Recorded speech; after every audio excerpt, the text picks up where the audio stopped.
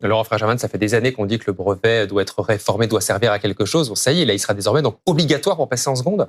Oui, c'est le modèle du bac. Effectivement, ça fait des décennies qu'on en parle.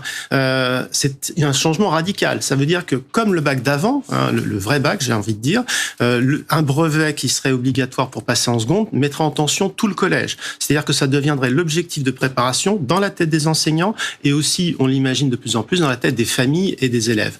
Donc ça change quand même beaucoup de choses. De la même manière, j'ai envie de dire que ces classes de seconde préparatoires peuvent être une bonne idée, mais on ne sait pas, pour l'instant, il y a des tentatives d'expérimentation, un par département.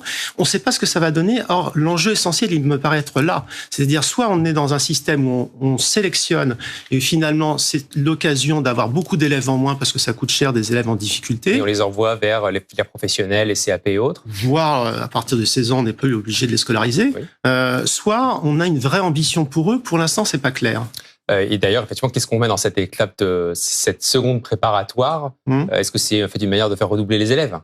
C'est ce qu'on pourrait appeler avant la propédeutique, mais ça, c'est des gens qui sont de notre génération. C'est-à-dire, c'était à l'université, il y avait une première année très générale, on remettait les bases et ensuite on choisissait. Ça peut être ça. Le seul problème, c'est que ces réformes, elles posent la question de la remédiation. C'est-à-dire que ce qui fait peur aussi aux enseignants, c'est qu'on n'a pas travaillé sur ces questions-là. Qu'est-ce qu'on fait avec les élèves en difficulté? Si on les met ensemble dans une classe ou dans une...